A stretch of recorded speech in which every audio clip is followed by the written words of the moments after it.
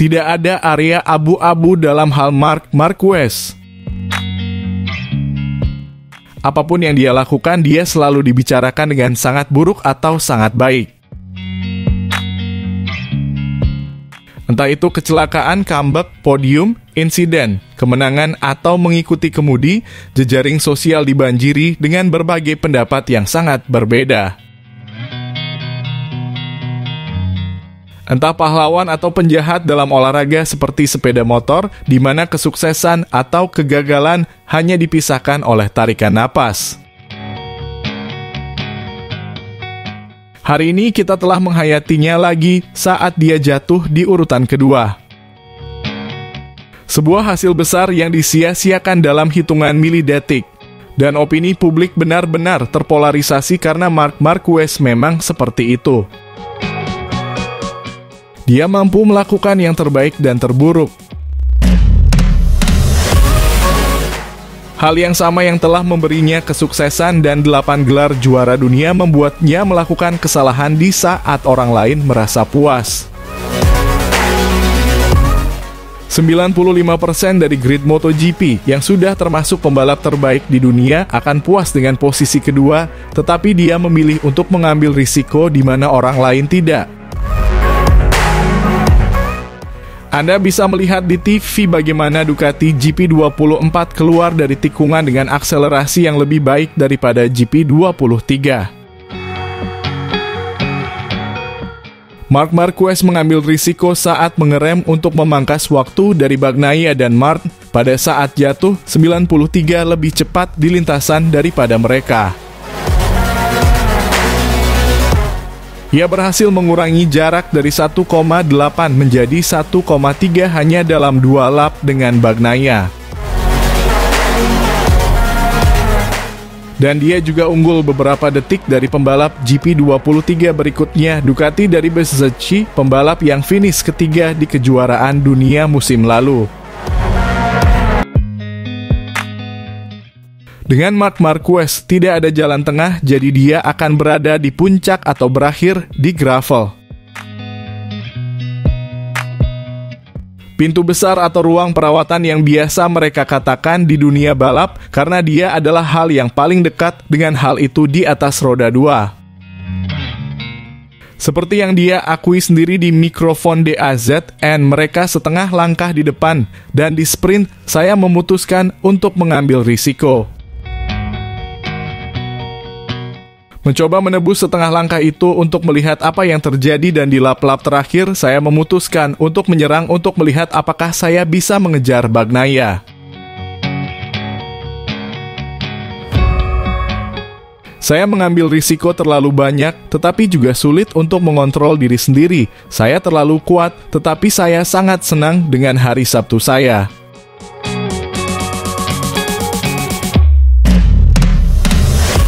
Hari ini sulit untuk mendukung Marc Marquez. Jaringan sosial penuh dengan pengguna yang tidak terlalu menyukainya, bersukacita sekali lagi atas apa yang terjadi dengan kecelakaannya. Mereka mencapnya sudah tamat karena selalu jatuh berulang kali.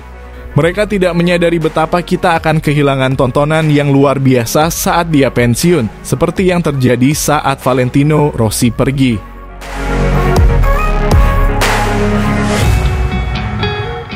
Untungnya itu akan terjadi setidaknya mulai tahun 2027 dan seterusnya.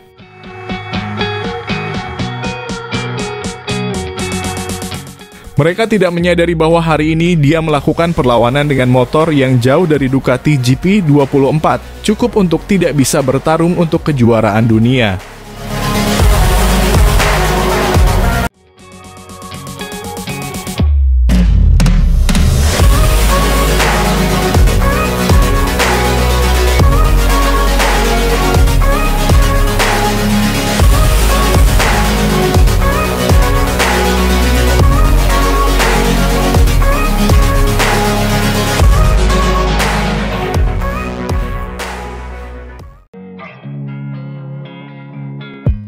Hari ini adalah salah satu yang pertama kalinya Martin, Bagnaia, dan Marquez berada di barisan depan. Di lap pertama, Alex Marquez terjatuh tanpa konsekuensi apapun merangkak di sepanjang sirkuit Spielberg. Martin memimpin balapan mengikuti urutan yang mereka tempuh di Q2.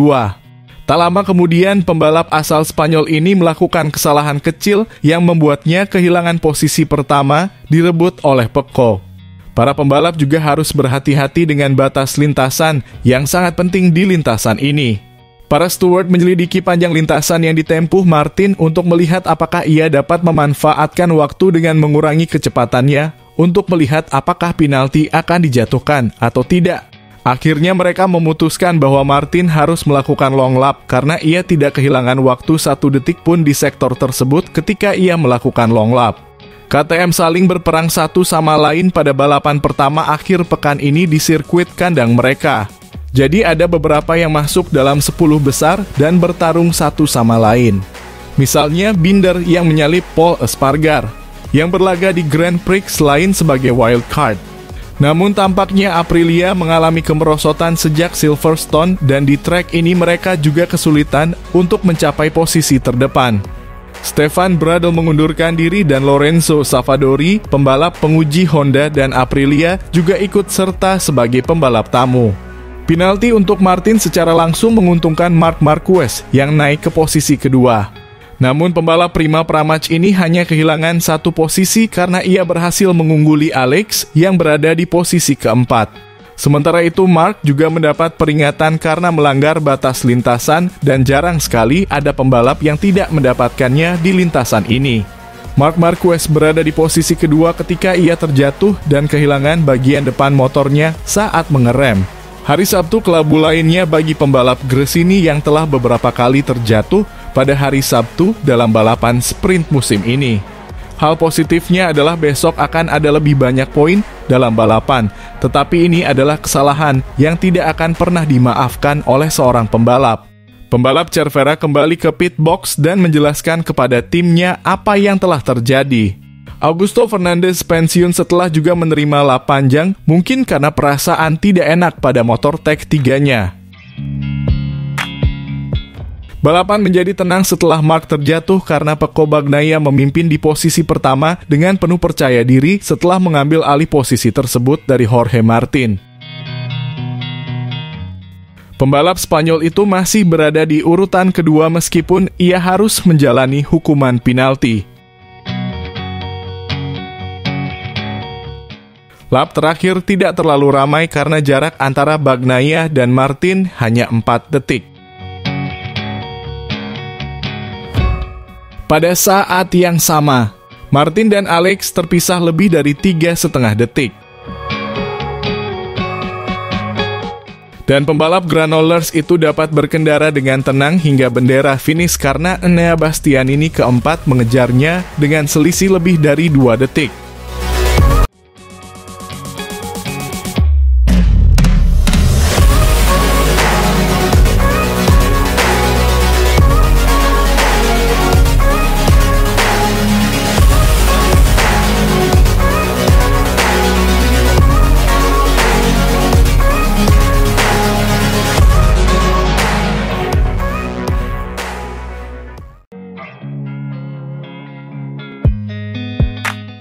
Pecco Bagnaia memulai hari Sabtu pagi seperti yang ia lakukan pada Jumat sore, menjadi pembalap tercepat di FP2 di Austria.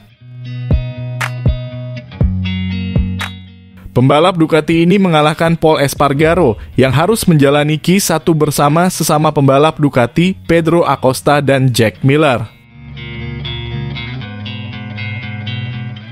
Perebutan posisi terdepan dimulai dengan Marc Marquez yang mengincar posisi Pecco Bagnaia untuk mencatatkan waktu tercepat.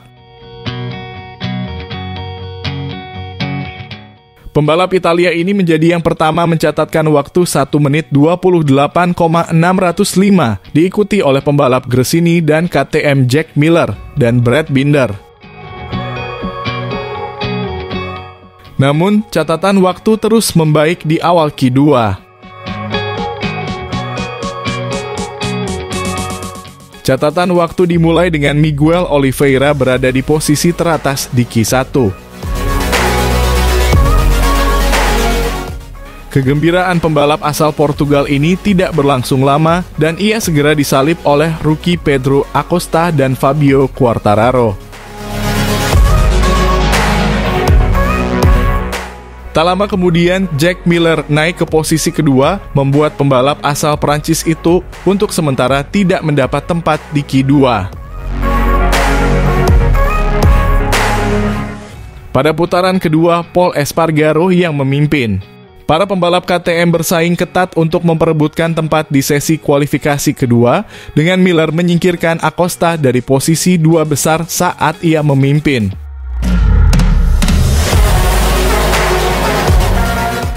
Pembalap Australia ini berhasil mempertahankan posisi terdepan dan melaju ke Q2 bersama Espargaro.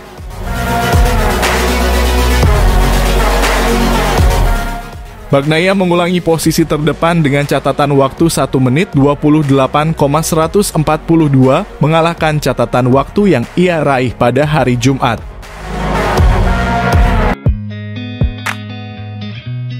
Jorge Martin berhasil naik ke posisi kedua, menggeser Marquez ke posisi ketiga.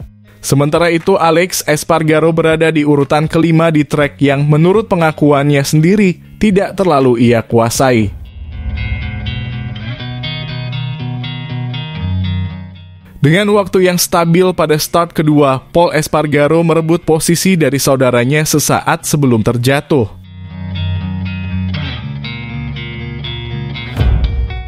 Baru 3 menit menjelang akhir, posisi terdepan berpindah tangan dengan Jorge Martin mencatatkan waktu 1 menit 27,748. Alex Espargaro memperbaiki catatan waktunya ke posisi ketiga, mengungguli Marc Marquez.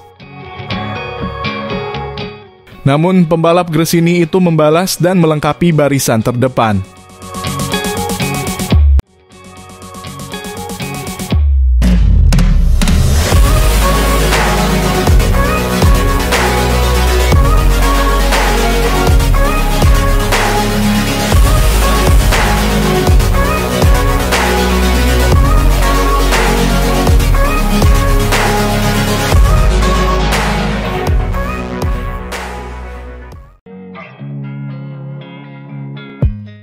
Stopwatch dimulai di Red Bull Ring Spielberg untuk sesi latihan kedua hari Jumat di Austria.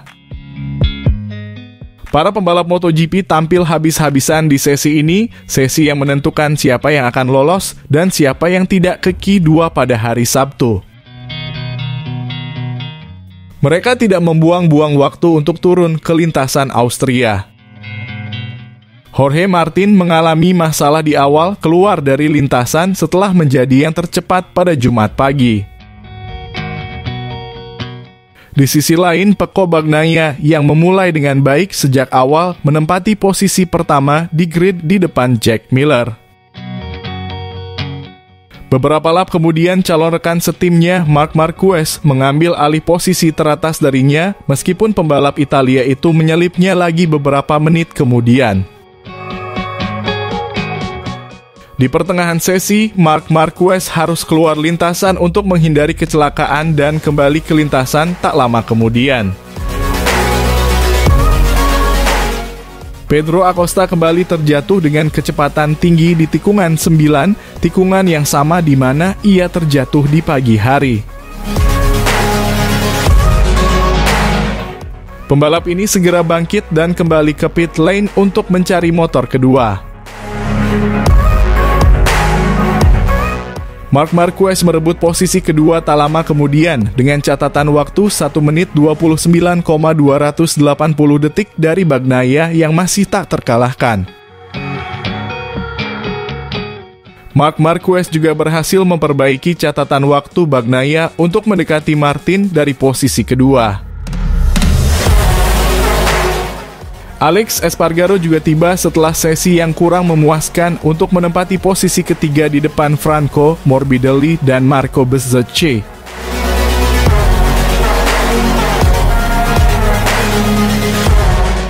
Sementara itu, Bagnaia memperbaiki catatan waktunya sendiri yang cukup baik untuk berada di posisi keempat.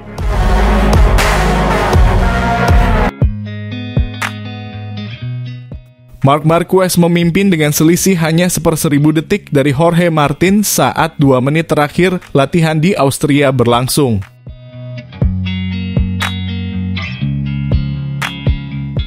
Namun, ia bukan satu-satunya pembalap yang terjatuh dengan Morbidelli yang berada di belakang Martin.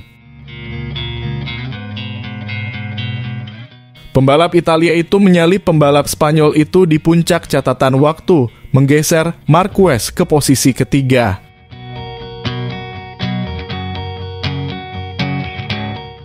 Bagnaia memecahkan rekor sirkuit dengan catatan waktu 1 menit 28,508 detik yang menempatkannya di posisi teratas dalam catatan waktu. Sementara itu, Pedro Acosta berada di posisi ke-10.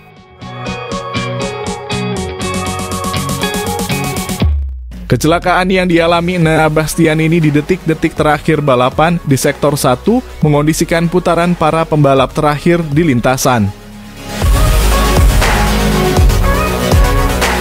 Brad Binder mendorong rekan setimnya Pedro Acosta keluar dari Q2 setelah meraih waktu tercepat kelima.